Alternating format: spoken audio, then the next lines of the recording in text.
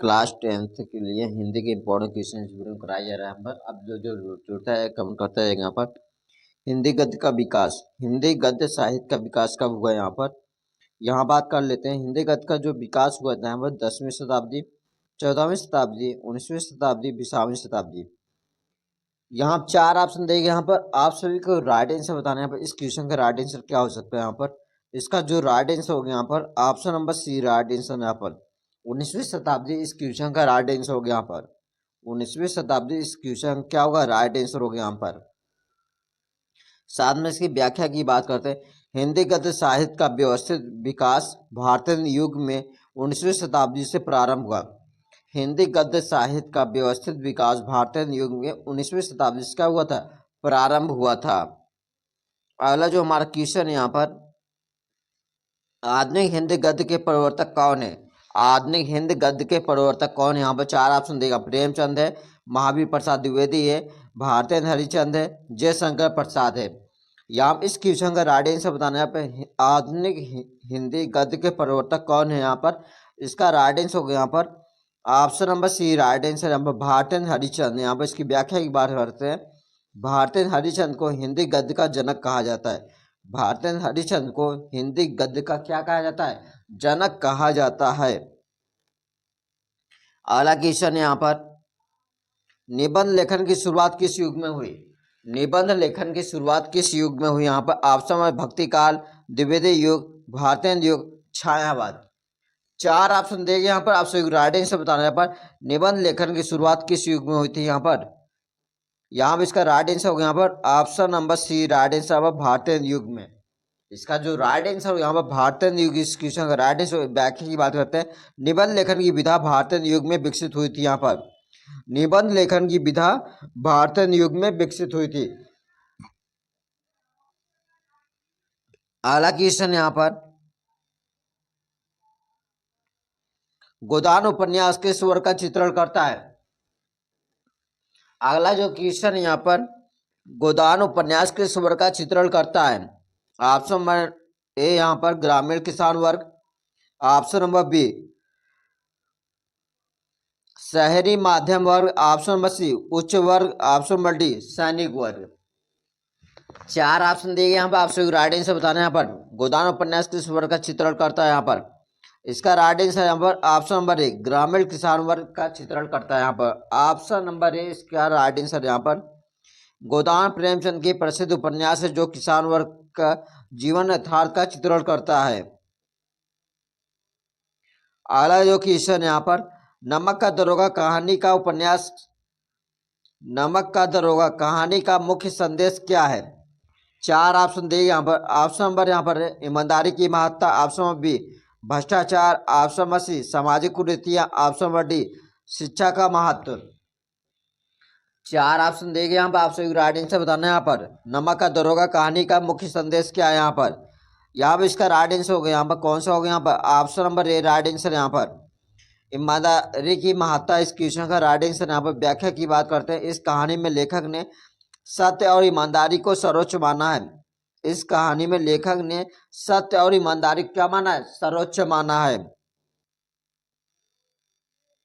अगला क्वेश्चन यहाँ पर, प्रेमचंद को किस नाम से जाना जाता है। अगला जो क्वेश्चन यहाँ पर, प्रेमचंद को किस नाम से जाना जाता है। ऑप्शन नंबर यहाँ पर कथा सम्राट, ऑप्शन बी गद्य के कवि, ऑप्शन नंबर सी उपन्यास के सम्राट, ऑप्शन नंबर डी साहित्यकार। चार ऑप्शन दिए यहाँ पर। आपसे राइट आंसर बताना है। यहाँ पर प्रेमचंद को किस नाम से जाना जाता है। यहाँ पर इसका राइट आंसर होगा यहाँ पर उपन्यास सम्राट के नाम से जाना जाता है। यहाँ पर इसकी व्याख्या की बात करते हैं। प्रेमचंद को उनके उपन्यासों के कारण उपन्यास सम्राट कहा जाता है। प्रेमचंद को उनके उपन्यासों के कारण उसने क्या कहा जाता है, उपन्यास सम्राट कहा जाता है। अगला क्वेश्चन यहाँ पर, आलोचना का अर्थ क्या है। आलोचना का अर्थ क्या है। ऑप्शन नंबर साहित्य की समीक्षा, ऑप्शन बी दोष निकालना, ऑप्शन नंबर सी साहित्य प्रचार, ऑप्शन नंबर डी साहित्य का लेखन। चार ऑप्शन देंगे यहाँ पर। आपसे भी राइट आंसर बताना है भाई। इस क्वेश्चन का राइट आंसर क्या हो सकता है। यहाँ पर ऑप्शन नंबर ए राइट आंसर। यहाँ पर साहित्य की समीक्षा इस क्वेश्चन का राइट आंसर। यहाँ पर इस क्वेश्चन जो राइट आंसर होगा यहाँ पर साहित्य की समीक्षा इस क्वेश्चन का राइट आंसर। यहाँ पर साथ में इसकी व्याख्या की बात करते हैं। आलोचना का उद्देश्य साहित्य के गुण दोष समीक्षा करना। यहाँ पर इसका राइट आंसर यहाँ पर रंगभूमि उपन्यास का मुख्य पात्र कौन। यहाँ पर रंगभूमि उपन्यास का मुख्य पात्र कौन। यहाँ पर आपसे राइट आंसर बताना। यहाँ पर इसका राइट आंसर हो गया यहाँ पर होरी होरी सूरदास घेसु धनिया। यहाँ पे इस क्वेश्चन जो राइट आंसर हो गया यहाँ पर सूरदास, इसका राइट आंसर यहाँ पर सूरदास। इस क्वेश्चन क्या है राइट आंसर यहाँ पर रंगभूमि प्रेमचंद का उपन्यास है जिसमें सूरदास अंधे लेकिन एक निडर किसान के पात्र यहाँ पर। इसका राइट आंसर हो गया यहाँ पर ऑप्शन बी सूरदास। अगला जो हमारा क्वेश्चन यहाँ पर सुदर्शन चक्र किस प्रकार की रचना है। यहाँ पर अगला जो क्वेश्चन यहाँ पर सुदर्शन चक्र किस प्रकार की रचना है। ऑप्शन नंबर या कहानी, ऑप्शन बी उपन्यास है, ऑप्शन नंबर सी निबंध है, ऑप्शन नंबर डी हम नाटक है। चार ऑप्शन देगा, अब आपसे राइट आंसर बताना है। यहाँ पर सुदर्शन चक्र किस प्रकार की रचना है। यहाँ पर इसका राइट आंसर हो गया यहाँ पर option number D right answer नाटक। इसका राइट आंसर यहाँ पर यह भारतेंद्र हरिश्चंद्र द्वारा रचित क्या एक नाटक है। यह भारतेंद्र हरिश्चंद्र द्वारा रचित क्या है एक नाटक है। यहाँ पर अगला जो हमारा क्वेश्चन यहाँ पर गद्य साहित्य में किस विधा का उद्भव सबसे पहले हुआ। गद्य साहित्य में किस विधा का उद्भव सबसे पहले हुआ। यहाँ पे इसका राइट आंसर हो गया यहाँ पर निबंध है, कहानी है, उपन्यास है, नाटक है। यहाँ पे इस क्वेश्चन जो राइट आंसर हो गया यहाँ पर ऑप्शन नंबर ए निबंध। इसका राइट आंसर हो गया यहाँ पर गद्य साहित्य में सबसे पहले निबंध विधा का विकास हुआ। गद्य साहित्य में सबसे पहले निबंध विधा का विकास हुआ था। यहाँ पर अगला जो क्वेश्चन यहाँ पर छायावाद के चार स्तंभों में से एक नहीं है। छायावाद के चार स्तंभों में से नहीं। यहाँ पर चार ऑप्शन दिए। यहाँ पर ऑप्शन नंबर सुमित्रानंद पंत है, option number B Mahadevi Verma है, option number C Suryakant Tripathi Nirala है, option number D Jaishankar Prasad है।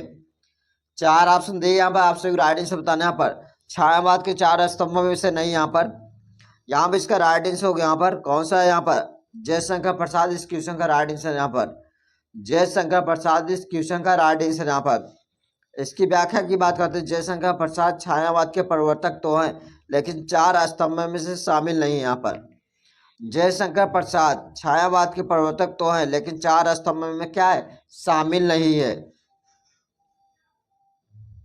अगला जो क्वेश्चन है यहाँ पर कामायनी किसकी रचना है। कामायनी किसकी रचना है। Option number Jaishankar Prasad, option Sumitranand Pant है, ऑप्शन नंबर सी यहाँ पर Suryakant Tripathi Nirala, option number D Mahadevi Verma है। चार ऑप्शन देगा, हम आपसे राइट आंसर बताना है भाई। इस क्वेश्चन का राइट आंसर क्या होगा। यहाँ पर इसका राइट आंसर होगा यहाँ पर जयशंकर प्रसाद। इसका राइट आंसर यहाँ पर जयशंकर प्रसाद इस क्वेश्चन क्या है राइट आंसर। यहाँ पर कामायनी छायावाद युग क्या है प्रसिद्ध महाकाव्यात्मक रचना है। कामायनी छायावाद युग की क्या है प्रसिद्ध महाकाव्यात्मक क्या है रचना है। अगला जो क्वेश्चन यहाँ पर तार सप्तक का संपादन किसने किया। अगला जो क्वेश्चन यहाँ पर तार सप्तक का संपादन किसने किया। यहाँ पर चार ऑप्शन देगा। यहाँ पर option number Sumitranand Pant, option आगे यहाँ पर option number C Mahadevi Verma, option number D Ramdhari Singh Dinkar. यहाँ पर चार ऑप्शन देगा। यहाँ पर आपसे राइट आंसर बताना। यहाँ पर आपसे राइट आंसर बताना है तार सप्तक का संपादन किसने किया। यहाँ पर इसका राइट आंसर हो गया option number B right answer आगे। यहाँ पर इसका राइट आंसर यहाँ पर तार सप्तक अज्ञे द्वारा संपादित संग्रह है जिसमें नए कवियों का स्थान दिया गया था। यहाँ पर अगला जो क्वेश्चन यहाँ पर पथ के साथी किसकी कृति है। पथ के साथी किसकी कृति। यहाँ पर ऑप्शन नंबर निराला पंत है, आगे यहाँ पर महादेवी वर्मा है। यहाँ पर आपसे राइट आंसर बताना है। इस क्वेश्चन का राइट आंसर क्या होगा। यहाँ पर इसका right answer option number D Mahadevi Verma इस क्वेश्चन का राइट आंसर। यहाँ पर अगला क्वेश्चन देखते हैं। यहाँ पर महादेवी वर्मा गद्य की रचना है। यहाँ पर अगला जो क्वेश्चन है यहाँ पर प्रगतिवाद किस पर आधारित था। अगला जो क्वेश्चन है हमारा प्रगतिवाद किस पर आधारित था। यहाँ पर चार ऑप्शन देगा। यहाँ पर ऑप्शन नंबर यहाँ समाज सुधार, व्यक्तिगत सुख, ऑप्शन नंबर सी राष्ट्रीय चेतना, ऑप्शन नंबर डी धर्म और अध्यात्म। यहाँ पर आपसे राइट आंसर बताना है प्रगतिवाद किस पर आधारित था। यहाँ पर इसका राइट आंसर ऑप्शन नंबर समाज सुधार। इसका राइट आंसर यहाँ पर व्याख्या प्रगतिवाद ने साहित्य में वर्ग संघर्ष और श्रमिक वर्ग के अधिकारों को बढ़ावा दिया। प्रगतिवाद ने साहित्य में वर्ग संघर्ष और श्रमिकों के वर्ग के अधिकारों को क्या दिए थे बढ़ावा दिए थे। यहाँ पर अगला क्वेश्चन छायावादी कवियों में नहीं है। अगला जो क्वेश्चन है छायावादी कवियों में नहीं है। ऑप्शन नंबर पंत है, निराला है, मैथिली शरण गुप्त है, महादेवी वर्मा है। आपसे राइट आंसर बताना है। छायावादी कवियों में नहीं है। यहाँ पे इस क्वेश्चन जो राइट आंसर होगा option number C right answer Maithili Sharan Gupt, इसका राइट आंसर यहाँ पर मैथिली शरण गुप्त द्विवेदी युग की कवि है, यहाँ पर छायावाद से नहीं जुड़े। यहाँ पर मैथिली शरण गुप्त द्विवेदी युग के कवि हैं, छायावाद से नहीं जुड़े हैं। उर्वशी की रचना है, अगला जो हमारा क्वेश्चन यहाँ पर उर्वशी की रचना है, यहाँ पर चार ऑप्शन दिए। यहाँ पर सुमित्रा नंदन पंत है, ऑप्शन नंबर बी यहाँ पर जयशंकर प्रसाद है, Ramdhari Singh Dinkar, option number D Nirala है। यहाँ पर इसका जो राइट आंसर होगा हमारे इस क्वेश्चन का रामधारी सिंह दिनकर, इसका राइट आंसर यहाँ पर उर्वशी दिनकर की क्या प्रसिद्ध की कृत है। यहाँ पर अगला जो क्वेश्चन है यहाँ पर गीतांजलि के लेखक कौन है, अगला जो क्वेश्चन यहाँ पर गीतांजलि के लेखक कौन है, ऑप्शन नंबर रविन्द्रनाथ टैगोर है, option B Mahatma Gandhi, option number C Premchand, option number D Nirala है। चार ऑप्शन दिए गए, हम आप सभी राइट आंसर बताना है। गीतांजलि के लेखक कौन है यहाँ पर इसका राइट आंसर यहाँ पर ऑप्शन नंबर ए रविन्द्रनाथ टैगोर, इसका राइट आंसर व्याख्या है गीतांजलि को नोबेल पुरस्कार से सम्मानित किया है। गीतांजलि को नोबेल पुरस्कार से क्या किया गया है, सम्मानित किया गया है। अगला जो क्वेश्चन यहाँ पर सत्सई किसकी रचना है, अगला जो क्वेश्चन यहाँ पर सत्सई किसकी रचना है, यहाँ पर option number Kabirdas, option B Tulsidas, option C Bihari, option number D Surdas. Satsai किसकी रचना है यहाँ पर इसका right answer option number C right answer Bihari, इसका राइट आंसर यहाँ पर। अगला जो क्वेश्चन व्याख्या यहाँ पर सत्सई बिहार में श्रृंगार और नृत्य का सुंदर चित्रण किया यहाँ पर। अगला जो क्वेश्चन यहाँ पर छायावाद किस काल का हिस्सा है, यहाँ पर छायावाद किस काल का हिस्सा है, ऑप्शन नंबर 1900 से 1920, ऑप्शन नंबर बी 1920 से लेकर 1940, ऑप्शन नंबर सी 1940 से लेकर 1960, ऑप्शन नंबर डी 1960 से लेकर 1980। यहाँ पर आप सभी राइट आंसर बताना है भाई, इस क्वेश्चन का राइट आंसर क्या होगा। यहाँ पर राइट आंसर है 1920 से लेकर 1940 का राइट आंसर। छायावाद काल में 1920 से लेकर 1940 तक माना जाता है। यहाँ पर अगला जो क्वेश्चन यहाँ पर हिंदी गद्य साहित्य का प्रारंभ कब हुआ, अगला जो क्वेश्चन है हिंदी गद्य साहित्य का प्रारंभ कब माना गया है, यहाँ पर ऑप्शन नंबर ए यहाँ पर 10वीं शताब्दी, ऑप्शन बी 14वीं शताब्दी, ऑप्शन नंबर सी 19वीं शताब्दी, ऑप्शन नंबर डी 20वीं शताब्दी। आप सभी राइट आंसर बताना है भाई, इस क्वेश्चन का राइट आंसर क्या हो सकता है, हिंदी गद्य साहित्य का प्रारंभ कब हुआ था। यहाँ पर इसका राइट आंसर हो गया यहाँ पर ऑप्शन नंबर सी 19वीं शताब्दी। इस क्वेश्चन का राइट आंसर हो गया यहाँ पर हिंदी गद्य साहित्य का विकास 19वीं शताब्दी में भारतीय युग में हुआ था। यहाँ पर हिंदी गद्य साहित्य का विकास 19वीं शताब्दी में भारतीय युग में हुआ था। अगला जो क्वेश्चन है यहाँ पर हिंदी गद्य के जनक किससे कहे जाते हैं, हिंदी गद्य के जनक किससे कहे जाते हैं। यहाँ पर option number A Jaishankar Prasad, option B Bharatendra Harishchandra, option number C Premchand, option number D यहाँ पर है रामचंद्र शुक्ल। यहाँ पे इस क्वेश्चन का राइट आंसर क्या होगा, यहाँ पर इसका राइट आंसर यहाँ पर भारतेंद्र हरिश्चंद्र। इस क्वेश्चन का राइट आंसर यहाँ पर भारतेंद्र हरिश्चंद्र। इस क्वेश्चन क्या है राइट आंसर यहाँ पर भारतेंद्र हरिश्चंद्र को आधुनिक हिंदी गद्य के जनक कहा जाता है। यहाँ पर भारतेंद्र हरिश्चंद्र को क्या कहा जाता है, आधुनिक हिंदी गद्य के क्या कहा जाते हैं, जनक कहा जाता है। अगला क्वेश्चन शुक्ल युग के प्रमुख साहित्यकार कौन है, शुक्ल युग के प्रमुख साहित्यकार कौन है। यहाँ पर ऑप्शन नंबर यहाँ पर Ramchandra Shukla, option number Premchand, option number C Mahavir Prasad Dwivedi, option number D Jaishankar Prasad है। यहाँ पर आपसे राइट आंसर बताना है शुक्ल युग के प्रमुख साहित्यकार कौन है। यहाँ पर इसका राइट आंसर यहाँ पर है रामचंद्र शुक्ल। इसका राइट आंसर यहाँ पर रामचंद्र शुक्ल। इस क्वेश्चन का क्या है राइट आंसर यहाँ पर व्याख्या यहाँ पर रामचंद्र शुक्ल ने गद्य साहित्य को विश्लेषणात्मक दृष्टि दी। यहाँ पर नमक का दरोगा किसकी रचना है, यहाँ पर नमक की दरोगा किसकी रचना है, प्रेमचंद है, भारतेंद्र हरिश्चंद्र है, या रामधारी सिंह दिनकर है, महावीर प्रसाद द्विवेदी। यहाँ पे इस क्वेश्चन जो राइट आंसर यहाँ पर प्रेमचंद। इसका राइट आंसर यहाँ पर प्रेमचंद। इस क्वेश्चन क्या है राइट आंसर यहाँ पर व्याख्या यहाँ पर नमक का दरोगा प्रेमचंद की क्या प्रसिद्ध कहानी है, नमक का दरोगा प्रेमचंद क्या है एक प्रसिद्ध कहानी है। अगला क्वेश्चन यहाँ पर सुधारक पत्रिका का संपादन किसने किया, अगला जो क्वेश्चन यहाँ पर सुधारक पत्रिका का संपादन किसने किया। चार ऑप्शन यहाँ पर ऑप्शन नंबर यहाँ पर महावीर प्रसाद द्विवेदी, ऑप्शन बी यहाँ पर Bharatendra Harishchandra, option number C Bal Gangadhar तिलक है, ऑप्शन नंबर डी यहाँ पर बाल कृष्ण गोखले, यहाँ पर गोपाल कृष्ण गोखले है। चार ऑप्शन दिए यहाँ पर सुधारक पत्रिका का संपादन किसने किया। यहाँ पर इसका राइट आंसर होगा यहाँ पर ऑप्शन नंबर ए राइट आंसर यहाँ पर महावीर प्रसाद द्विवेदी, इस क्वेश्चन का राइट आंसर यहाँ पर महावीर प्रसाद द्विवेदी, इस क्वेश्चन क्या है राइट आंसर यहाँ पर महावीर प्रसाद द्विवेदी ने इस पत्रिका के माध्यम से समाज में सुधार का कार्य किया। यहाँ पर अगला जो क्वेश्चन यहाँ पर, छायावाद के प्रमुख कवि कौन नहीं है? छायावाद के प्रमुख कवि कौन नहीं है? यहाँ पर option number Jaishankar Prasad, option number Sumitranand Pant है, option number Suryakant Tripathi Nirala, option number Ramdhari Singh Dinkar. यहाँ पर 4 ऑप्शन दिए गए। यहाँ पर आप सभी राइट आंसर बताना है। इस क्वेश्चन का राइट आंसर क्या होगा? यहाँ पर इसका राइट आंसर हो गया रामधारी सिंह दिनकर। इस क्वेश्चन का राइट आंसर यहाँ पर व्याख्या की बात करते हैं। रामधारी सिंह दिनकर प्रगतिवाद से जुड़े हैं। रामधारी सिंह दिनकर क्या है? प्रगतिवाद से जुड़े हैं। यहाँ पर अगला क्वेश्चन यहाँ पर, कमानी किसकी रचना है? कमानी किसकी रचना है? यहाँ पर ऑप्शन नंबर जयशंकर प्रसाद है, ऑप्शन नंबर महादेवी वर्मा है, option number C Nirala, option number D Sumitranand Pant है। यहाँ पर कमानी किसकी रचना है? यहाँ पर इसका राइट आंसर जयशंकर प्रसाद। इसका राइट आंसर यहाँ पर कमानी छायावाद युग की क्या प्रसिद्ध एक रचना है। यहाँ पर अगला क्वेश्चन है, प्रगतिवाद का उद्देश्य क्या था?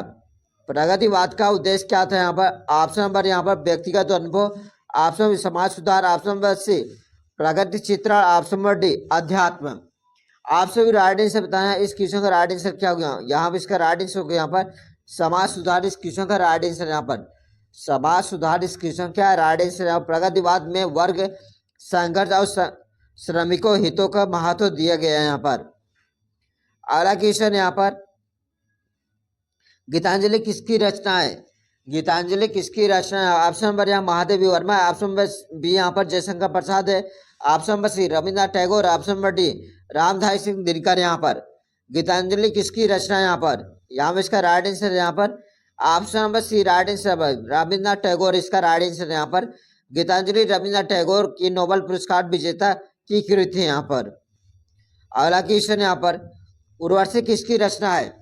उर्वशी किसकी रचना है? ऑप्शन नंबर यहाँ सुमित्रानंद पंत है, ऑप्शन नंबर बी यहाँ पर Ramdhari Singh Dinkar, option number C Nirala, option number D आगे। यहाँ पर इस क्वेश्चन जो राइट आंसर हो गया यहाँ पर कौन सा हो गया? यहाँ पर option number B Ramdhari Singh Dinkar. इसका राइट आंसर यहाँ पर उर्वशी राष्ट्रीय और यहाँ पौराणिक भावनाओं का प्रेरित काव्य है। यहाँ पर अगला जो क्वेश्चन है यहाँ पर, गद्य का उद्देश्य क्या है? गद्य का उद्देश्य क्या है? यहाँ पर मनोरंजन है, विश्लेषण है, जानकारी देना, सभी। यहाँ पे इसका राइट आंसर हो गया यहाँ पर सभी। इसका राइट आंसर यहाँ पर गद्य में मनोरंजन, ज्ञानवर्धन और समाज का चित्रण किया गया है। यहाँ पर अगला क्वेश्चन यहाँ पर, सरस्वती पत्रिका का संपादन किसने किया? सरस्वती पत्रिका का संपादन किसने किया? प्रेमचंद, रामचंद्र शुक्ल, महावीर प्रसाद द्विवेदी, जयशंकर प्रसाद। यहाँ पे इसका राइट आंसर हो गया यहाँ पर महावीर प्रसाद द्विवेदी। इसका राइट आंसर यहाँ पर व्याख्या यहाँ पर सरस्वती हिंदी साहित्य की प्रमुख पत्रिका थी। अगला क्वेश्चन यहाँ पर, किसी छायावादी कवि को साहित्य युग का प्रवर्तक कहा जाता है? किसी छायावादी कवि को साहित्य युग का प्रवर्तक कहा जाता है? Option number A Sumitranand Pant, option B Jaishankar Prasad, option number C Nirala, option number D Mahadevi Verma. 4 option दिए गए। आप सभी राइट आंसर बताने यहाँ पर इसका राइट आंसर हो गया निराला। इसका राइट आंसर यहाँ पर निराला ने छायावादी को नई दिशा दी। यहाँ पर निराला ने छायावाद को क्या दी? एक नई दिशा दी। यहाँ पर अगला क्वेश्चन यहाँ पर, पथ के साथी किसकी कृति है? यहाँ पर अगला जो क्वेश्चन है पथ के साथी किसकी कृति है? यहाँ पर ऑप्शन नंबर यहाँ पर Mahadevi Verma, option B Nirala, option number C Sumitranand Pant है, option number D Ramdhari Singh Dinkar. यहाँ पर आपसे राइट आंसर बताना है। इसका राइट आंसर क्या होगा? यहाँ पर ऑप्शन नंबर ए राइट आंसर महादेवी वर्मा। इसका राइट आंसर यहाँ पर महादेवी वर्मा। इस क्वेश्चन क्या है? राइट आंसर यहाँ पर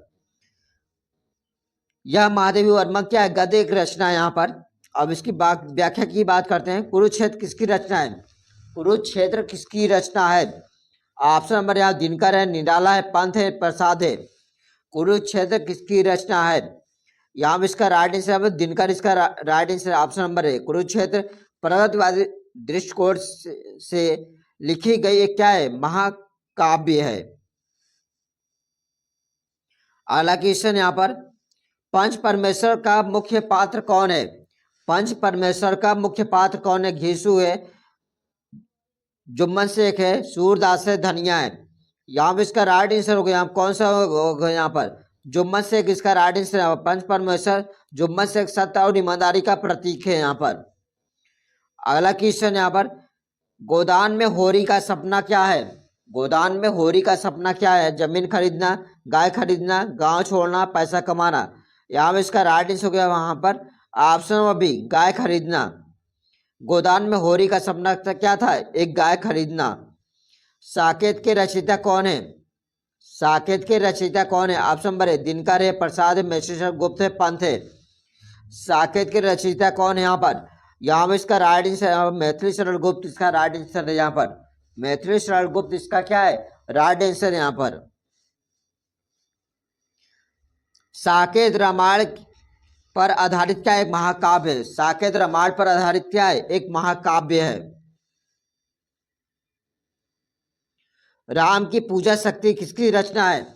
राम की पूजा शक्ति किसकी रचना है? ऑप्शन नंबर यहाँ प्रसाद है, option B Nirala, option number सी पंथ है, ऑप्शन नंबर डी महादेवी है। यहाँ पर राम की शक्ति पूजा किसकी रचना है? यहाँ पर इसका राइट आंसर होगा निराला। राम की शक्ति पूजा में राम के संघर्ष का वर्णन है। अगला जो क्वेश्चन है यहाँ पर, हरिश्चंद्र का नाटक किसने लिखा?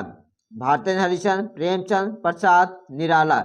यहाँ पर इसका राइट आंसर भारतेंद्र हरिश्चंद्र इसका राइट आंसर यहाँ पर। अगला जो क्वेश्चन है,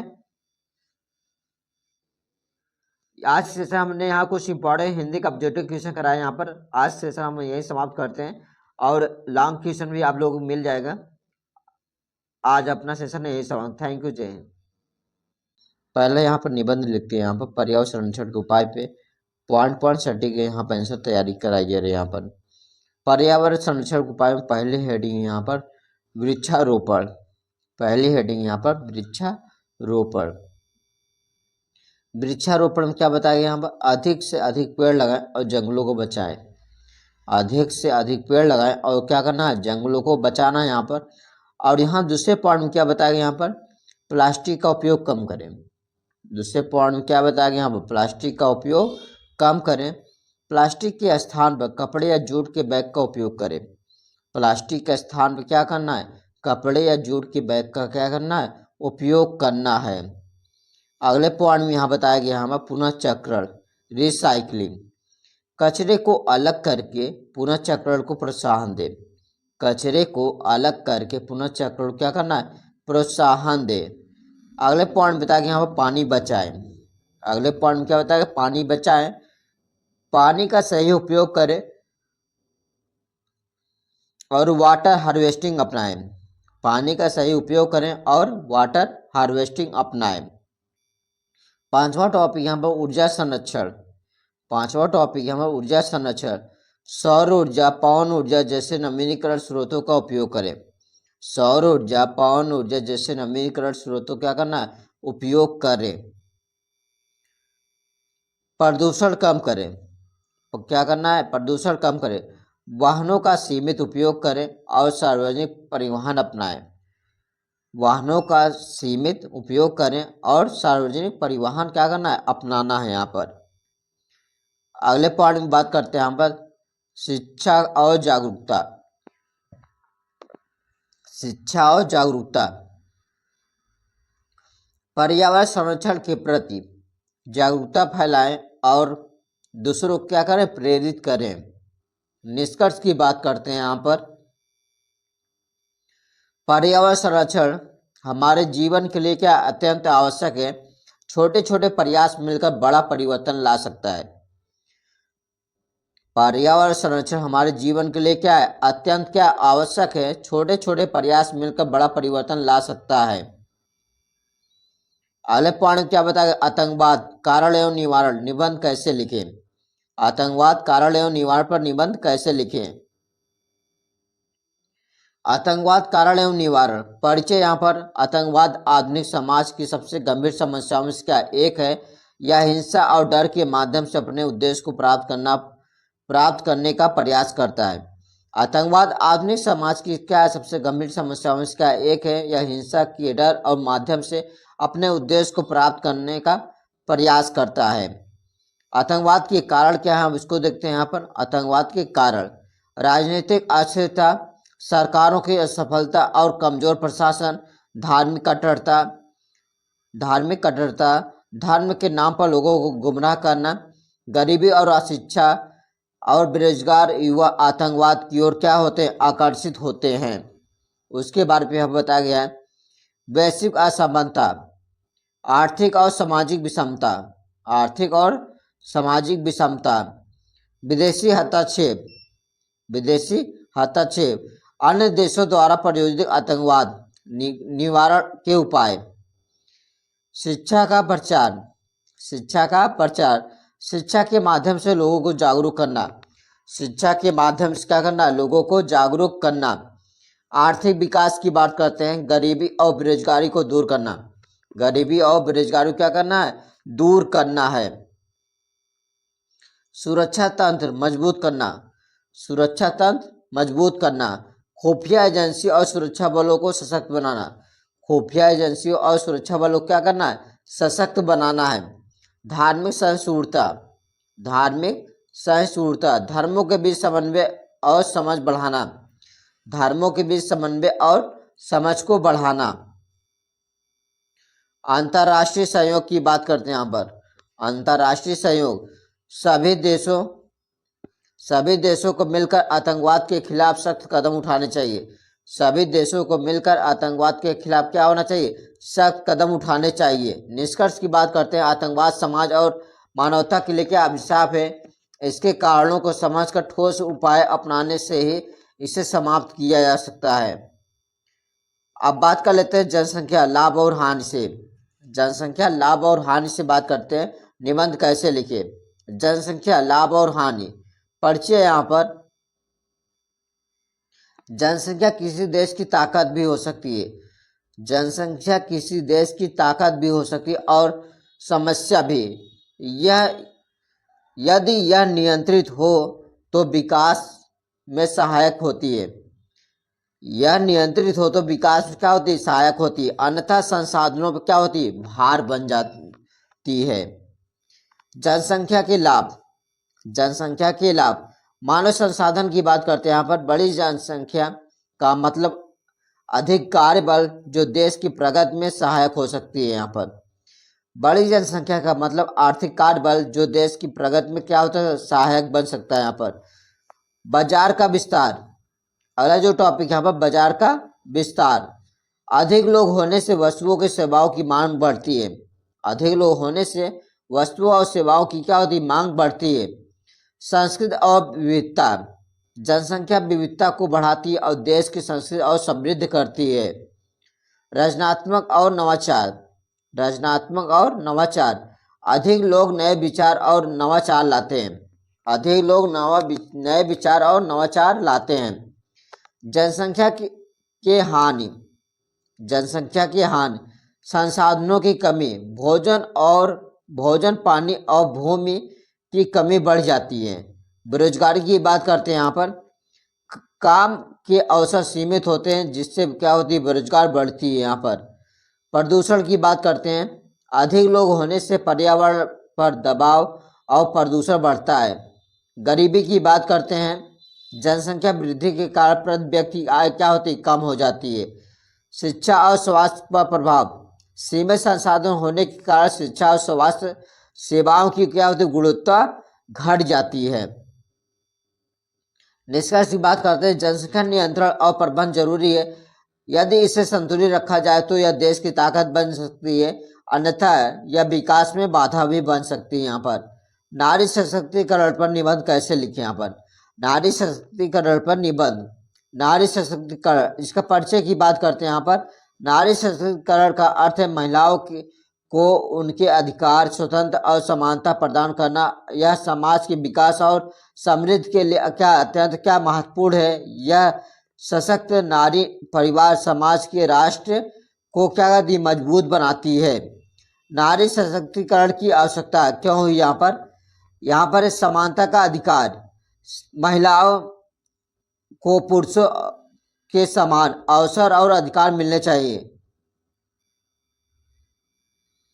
शिक्षा का अभाव, महिलाओं को शिक्षा दर अभी भी पुरुषों की तुलना में क्या कम है, महिलाओं की शिक्षा दर अभी भी पुरुषों की तुलना में क्या है, कम है। आर्थिक स्वतंत्रता की बात करते हैं यहाँ पर। महिलाओं को आत्मनिर्भर बनने के लिए आर्थिक रूप से स्वतंत्र होना चाहिए। महिलाओं को आत्मनिर्भर बनने के लिए आर्थिक रूप से क्या होना चाहिए, स्वतंत्र होना चाहिए। सामाजिक भेदभाव, महिलाओं के खिलाफ दहेज, बाल विवाह, घरेलू हिंसा जैसी कुप्रथाओं को खत्म होना चाहिए। नारी सशक्तिकरण के विकास, शिक्षा के प्रचार, महिलाओं के लिए यहाँ पर निःशुल्क अनिवार्य शिक्षा सुनिश्चित करना। कानूनी अधिकार, महिलाओं के लिए सख्त कानून और उनके प्रभावी कार्यक्रम क्या होती है, आवश्यक होती है। आर्थिक सहयोग की बात करते हैं यहाँ पर। महिलाओं स्वरोजगार असीमित के लिए प्रोत्साहित करना। सामाजिक जागरूकता की बात कर लेते हैं यहाँ पर। महिलाओं के प्रति समाज में दृष्टिकोण बदलना, उन्हें क्या होती है, समानता देना। सरकारी योजनाएं, महिलाओं सशक्तिकरण के लिए बेटी बचाओ बेटी पढ़ाओ उज्जवल योजना जैसी योजनाओं को बढ़ावा देना। निष्कर्ष यहाँ क्या है, नारी सशक्तिकरण एक आंदोलन नहीं, यह बल्कि समाज के संतुलित और यहाँ समग्र विकास की कुंजी है।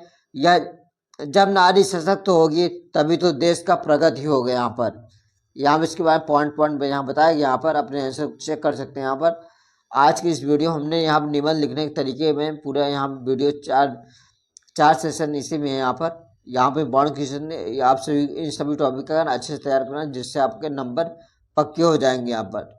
ठीक है, आज सेशन हम ये समाप्त करें। थैंक यू, जय हिंद।